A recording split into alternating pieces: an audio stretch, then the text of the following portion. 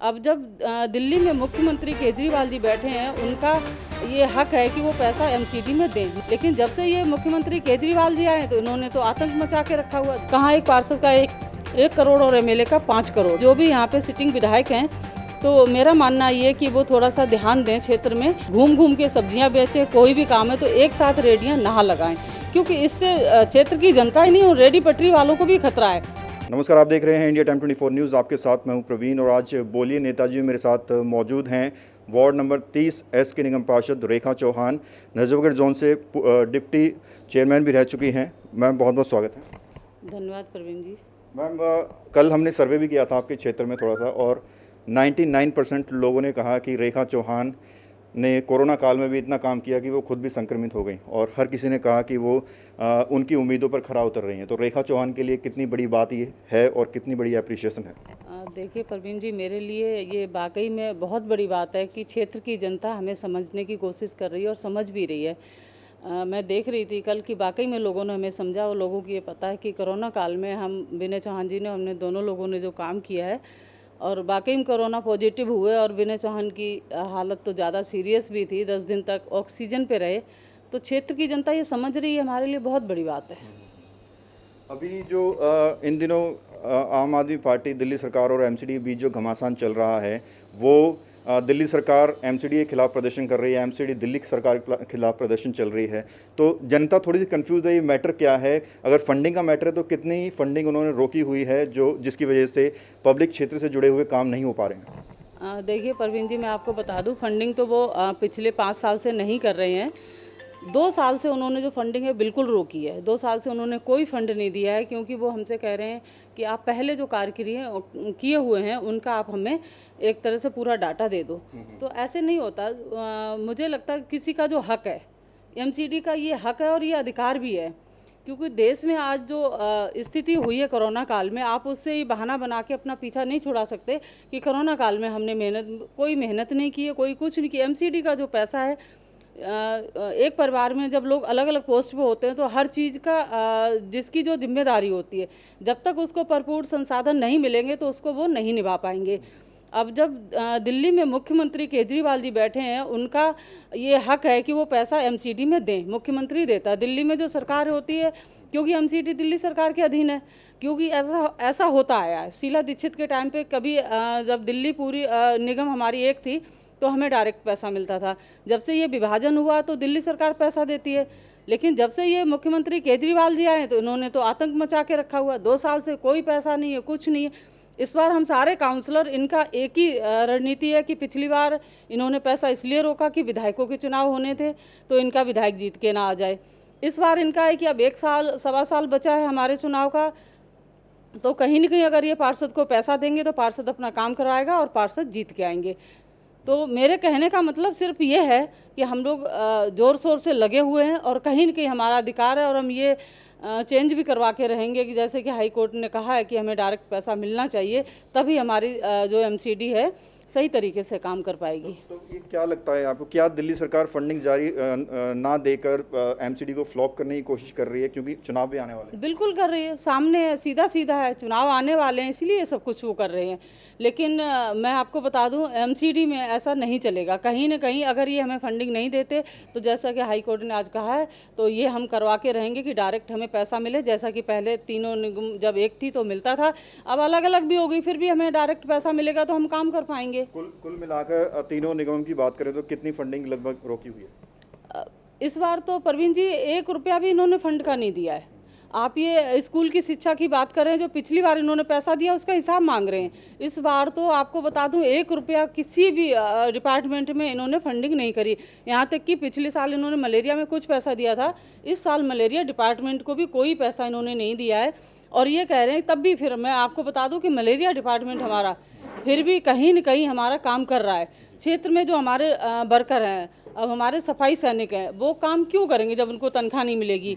वो 10-10 साल से, 12-12 साल से काम कर रहे हैं और वो पक्के नहीं हो पा रहे, उनकी तनख्वाह भी नहीं है, जबकि क्षेत्र में दिखते वही लोग हैं। सबसे ज़्यादा काम एमसीडी ने किया है। कोरोना काल में अगर किसी ने काम किया है तो दिल्ली नगर निगम ने काम किया है। और ये भी कहा जा रहा है कि पिछले 10 सालों से एमसीडी में जो है भर्तियां वगैरह भी नहीं हो रही हैं, क्या इसी वजह से नहीं हो पा रही? आप बताइए, जब ये विभाजन हुआ तो इसका हमें काफ़ी नुकसान हुआ, क्योंकि जो हमें डायरेक्ट पैसा नहीं मिल रहा, किसी के थ्रू पैसा आना है, तो उसका कहीं ना कहीं हमें बहुत नुकसान हो रहा है। तो जैसे हाई कोर्ट ने कहा, और हम सब हमारे मेयर हो गए, नेता सदन हो गए, हम लोग मिलके ये लगे हुए भी हैं, किसी तरह हमारा जो फंडिंग है वो हमारी डायरेक्ट आना शुरू हो जाए, ताकि हमारे ये कर्मचारी भी भर्ती हो जाए और हमारे एमसीडी के काम भी पूर्ण तरह से हों। फंडिंग की वजह से क्या कुछ पब्लिक क्षेत्र से जुड़े हुए काम रुके हुए हैं, और क्या कुछ अगर फंडिंग आती है तो फिर शुरू हो जाएंगे? देखिए प्रवीण जी, फंडिंग की वजह से तो हर सफ़र करता है, कुछ भी हो जाए क्षेत्र में। आज तो हमारी झाड़ू लग रही है, आने वाले टाइम में अगर फंडिंग नहीं होगी, इनको तनख्वाह नहीं मिलेगी, तो हम कितने दिन इनको करवा पाएंगे? आप बताओ ना, कितने दिन ये बिना पैसे के काम करेंगे? सिविक सेंटर हमारे कुछ कर्मचारी हैं जिनको 3 महीने से तनख्वाह नहीं मिली है। एक 400 लोगों की हमने जो पेंशन बनवाई थी, आप देखिए कि 6 महीने हो गए वो इनको पेंशन नहीं दे रहे। मात्र 1000 रुपये है, वो केजरीवाल जी के लिए 1000 रुपये होगी, पर जो हमारे क्षेत्र की जो जनता है उनके लिए 1000 रुपये बहुत बड़ी चीज़ है, जो कि उन्होंने 6-7 महीने से रोकी हुई है। अभी मैंने कल परसों ही कमिश्नर साहब से मिलके उनको कहा है कि किसी भी तरह करके आप 2-2 महीने की या 3-3 महीने की कैसे भी करके उनको पेंशन दी जाए। रेखा चौहान से बातचीत का सिलसिला जारी रहेगा, जल्द लौटते हैं छोटे से ब्रेक के बाद। भगत चंद्रा हॉस्पिटल विश्व की सभी आधुनिक और बुनियादी सुविधाओं से परिपूर्ण एक world class multi speciality hospital, Mahavir enclave Palam डावडी रोड पर स्थित साउथ वेस्ट दिल्ली का एकमात्र मल्टी स्पेशलिटी हॉस्पिटल, जहां 24 घंटे आपकी सेवा में उपलब्ध हैं वेल क्वालिफाइड डॉक्टर्स और हेल्पिंग स्टाफ। डॉक्टर CM भगत द्वारा स्थापित भगत चंद्रा हॉस्पिटल आपकी सेहत का ख्याल रखना ही इसकी प्राथमिकता है, वो भी अफोर्डेबल रेट्स में। और ब्रेक के बाद आपका स्वागत है। वार्ड नंबर 30S की निगम पार्षद रेखा चौहान इस वक्त हमारे साथ बनी हुई है। मैम, मैं जानना चाहूँगा अभी वर्तमान में क्या कुछ प्रोजेक्ट्स आपके क्षेत्र में ऐसे चल रहे हैं जिनका फ़ायदा आने वाले कुछ समय में जनता को होने वाला है? देखिए, फ़िलहाल तो हमारे कुछ रोडें हमारी रुकी हुई हैं, और एमसीडी के मेंबर होने के नाते हमने वहाँ चेयरमैन जो है स्टैंडिंग कमेटी राजदत्त जी, उनसे मैंने रिक्वेस्ट की है सारे मेंबरों ने, तो हम 50 लाख का बजट लेके आ रहे हैं। उनसे जो हमारी कुछ बैक गलियाँ हैं, कुछ हमारी छोटी छोटी गलियाँ छूटी हुई, तो वो काम हम उनसे करवाएंगे। अभी मैं देख रहा हूँ द्वारका विधानसभा में कई सड़कें खुदी हुई हैं, पानी की लाइनें डल रही हैं, तो उसकी वजह से भी एमसीडी को कोई दिक्कत आ रही है? देखिए, बिल्कुल दिक्कत आ रही है प्रवीण जी। मैं बता दूं, ये जो योजना जल बोर्ड की है, कभी प्रद्युमन जी विधायक थे तो वो ये योजना लाए थे, उसके बाद वो हार गए निरंतर 2 बार। उससे उनके सामने आदर्श शास्त्री विधायक थे, तब भी ये काम नहीं हुआ, और विनय मिश्रा जी भी जीत के आ गए हैं, लगभग 8-9 महीने हो गए उनको। लेकिन अब उन्होंने कहीं न कहीं कुछ गलियों में ये काम शुरू करवाया है, वो खोद के डलवा रखी हैं, क्योंकि सीवर की समस्या हमारे यहाँ बहुत ज़्यादा है।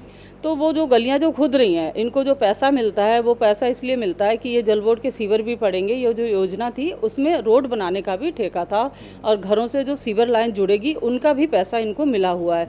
लेकिन वो काम उस तरीके से नहीं हो रहा। जैसे कि हमारे 13-14 नंबर गली दुर्गा पार्क की मैं बात करूं, तो वहाँ पे इन्होंने नालियाँ बनाई हैं।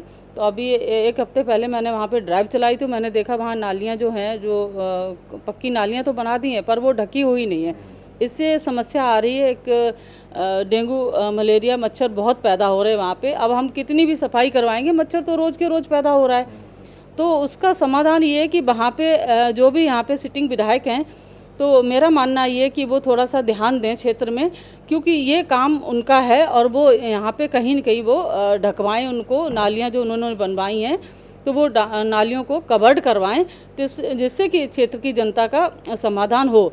हमारे पास अगर पैसा होता तो उन पर हम सेल पर करवा देते, ये काम भी हम करवा देते, बट हमारे पास फंडिंग नहीं, और फिर काम भी हमारा नहीं है, दूसरे हमारे पास फंडिंग भी नहीं है। उनके पास ऑलरेडी पैसा है, एमएलए का अपना पर्सनल फंड बहुत होता है, कहाँ एक पार्षद का 1 करोड़ और एमएलए का 5 करोड़ 1 साल का, और बाकी ये दिल्ली सरकार में बैठे तो इनके बहुत सारे फंड ऐसे होते हैं, कहीं से भी लाके क्षेत्र की जनता के लिए ये काम करवा सकते हैं। अब जैसे कि चुनाव का बिगुल बजने वाला है, 2022 में शुरुआत में ही चुनाव होने हैं, तो कैसे रेखा चौहान जो है विपक्ष को घेरेंगी, कैसे क्या कुछ रणनीति बनाई हुई है इसके लिए? देखिए, सबसे बड़ी समस्या फंडिंग की है, तो वो हमारी एमसीडी लगी हुई है, और उस दिन भी जो हमारा अभी पीछे अभी धरना हुआ था, तो कहीं न कहीं हम सचिवालय जाने वाले थे, पर हमें वहाँ पे रोका गया और हमें अरेस्ट करके राजेंद्र नगर थाने सामने ले जाया गया, तो वहाँ पे कोई बात नहीं, अब दोबारा फिर हम करेंगे, क्योंकि हम लोग पीछे हटने वालों में से नहीं हैं और अपने जो अधिकार का पैसा है वो हम लेके रहेंगे। एक आखिरी सवाल मैम, जिस तरह से आप भी कोरोना के दौर से गुजर चुकी हैं, आप खुद संक्रमित हो चुकी हैं, तो एक मैसेज मैं चाहूँगा आप जनता को दें कि क्या कुछ प्रिकॉशंस फॉलो करें, क्योंकि कोरोना के मामले कंट्रोल हो गए थे दिल्ली में, लेकिन वो फिर से बढ़ने लगे हैं, तो एक सोशल मैसेज मैं चाहूँगा आप दें। देखिए परवीन जी, आप बिल्कुल ठीक कह रहे हैं। मुझे लगता है जो पहले स्थिति थी जून या जुलाई में, उससे भी भयंकर स्थिति अब आ रही है।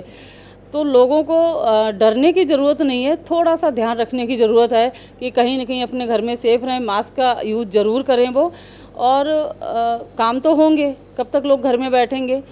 मेरा कहना सिर्फ इतना है कि कहीं आप बाहर जा रहे हो तो आप केयरफुली रहें। सोशल डिस्टेंसिंग की मैं बात करती हूँ कि मेरे ग्राउंड में जो हमने रेडी पटरी वालों के लिए कहीं न कहीं लेटर दिए थे सब्जी बेचने के लिए, तो वो इकट्ठे खड़े ना हो। ये मेरा एक आपके माध्यम से, आपके चैनल के माध्यम से मेरा एक निवेदन है कि ये लोग जो है गलियों में घूम घूम के सब्जियां बेचें, कोई भी काम है तो एक साथ रेडियां ना लगाएं, क्योंकि इससे क्षेत्र की जनता ही नहीं और रेडी पटरी वालों को भी खतरा है। कहीं न कहीं जो पैसे वाले लोग होते हैं या जिनके पास फैसिलिटी है, वो तो जाके अपना इलाज अच्छे हॉस्पिटल में करवा सकते हैं, लेकिन इनका जो है, इनका क्या है, सरकारी में उतने अच्छे इलाज नहीं है। मैंने जो नोट किया है, हम खुद संक्रमित होकर आए तो मैंने कोरोना को बहुत नज़दीक से देखा हुआ है कि अगर आप कहीं न कहीं लापरवाही बरतेंगे तो कोरोना खतरनाक बीमारी है, पर डरने की ज़रूरत नहीं है। सोच अपनी पॉजिटिव रखें और थोड़ा सा ध्यान रखेंगे तो सब मैनेज हो जाएगा। बात करने के लिए बहुत बहुत शुक्रिया। धन्यवाद प्रवीण जी। तो ये थे मेरे साथ द्वारका विधानसभा से वार्ड नंबर 30 के निगम पार्षद रेखा चौहान, जिन्होंने हर एक सवाल का जवाब बड़ी ही बेबाकी से दिया और इसके साथ ही सोशल मैसेज ये दे रहे हैं कि कोरोना से डरने की नहीं बल्कि उससे लड़ने की ज़रूरत है। सोशल डिस्टेंसिंग का और सरकार की सभी गाइडलाइंस का पालन करें और कोरोना को मिलकर हराएं। कैमरा जर्नलिस्ट नीरज के साथ प्रवीण, इंडिया टाइम 24 न्यूज़। खबरों से खबरदार रहने के लिए चैनल को सब्सक्राइब करें और प्रेस करें बेल आइकन।